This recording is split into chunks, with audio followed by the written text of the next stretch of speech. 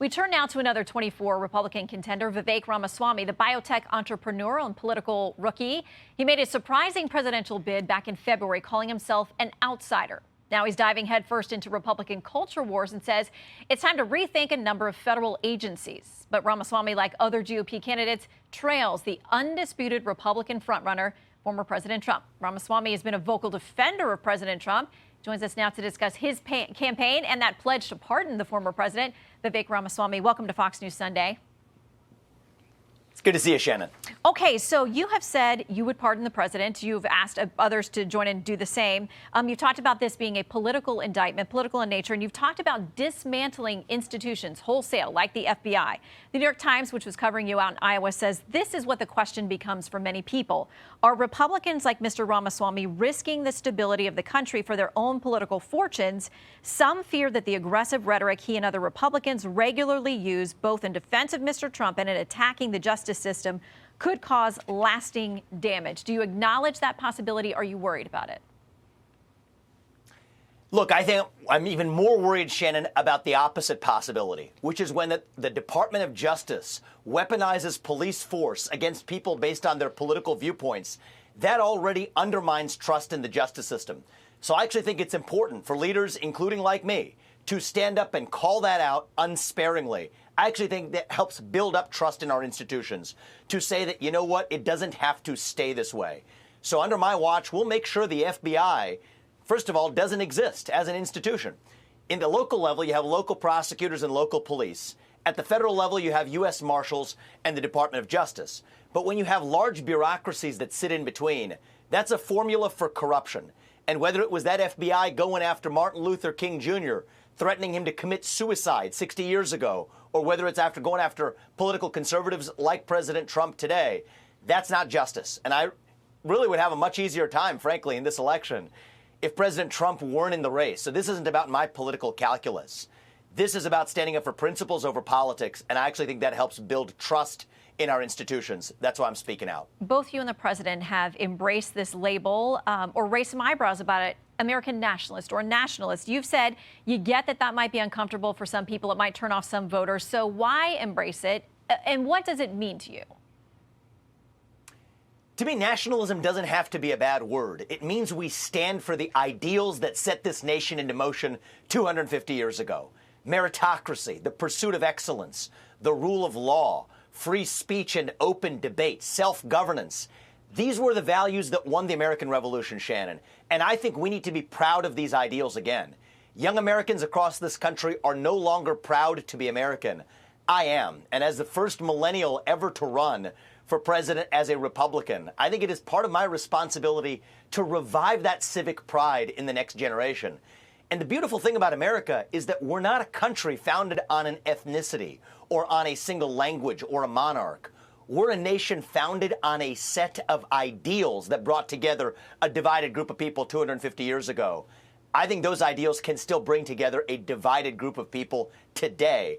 That's what I'm running to lead, and I expect we can, Shannon. That's why I'm in this race. All right, let's talk about why you're in the race, because you're sitting at an average of 2.4% at Real Clear Politics polling. The average is there. And the folks over at National Review are not convinced you're actually running for president. They write this: like Mitt Romney, Ramaswamy speaks conservatism as a second language, and like Mitt Romney, he doesn't quite know it. Ramaswamy isn't really running for president. He's building a ginormous mailing list. The writer argues that running and losing can actually be very lucrative. TV and radio contracts, book deals, speaking fees. They think that's what you're about. That's laughable, Shannon. Actually, you know what I did? I did not take a tin can and ask a bunch of donors with hat in hand for permission to run. I've lived the full arc of the American dream. I'm proud of that. But I've put over $10 million of my hard-earned money. We're going to put more of that into this campaign. So the idea that this is profitable for me is actually a joke. The reality is you make these sacrifices because we care about something greater. That is our country. I think we are in the middle of a national identity crisis, where if you ask most people my age and even younger, what does it mean to be an American? You get a blank stare in response. I think that's a problem.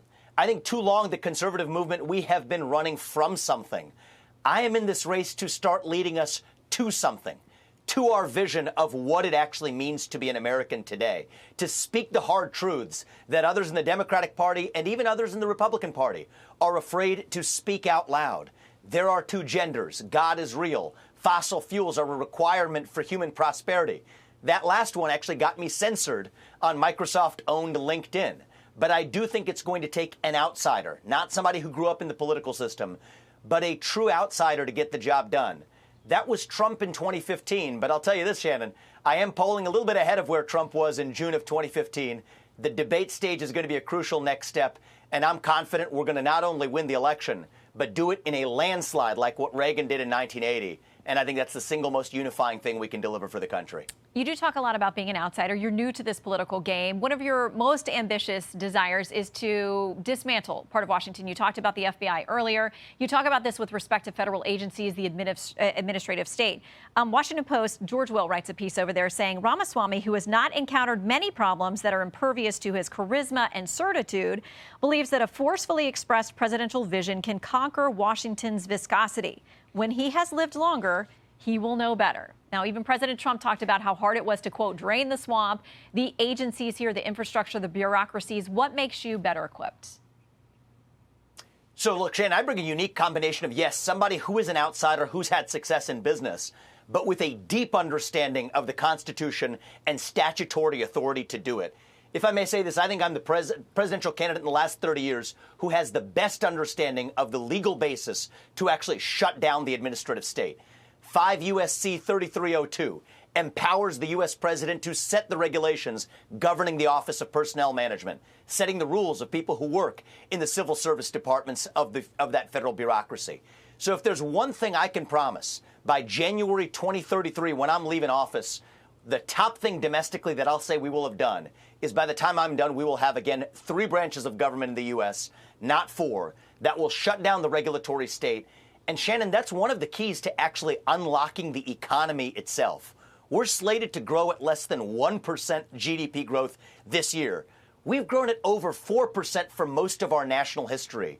And the administrative state, the way it shackles the U.S. energy sector, the way it pays people to stay at home instead of to go back to work, this is a big part of the problem. And I understand this deeply on constitutional grounds. Okay.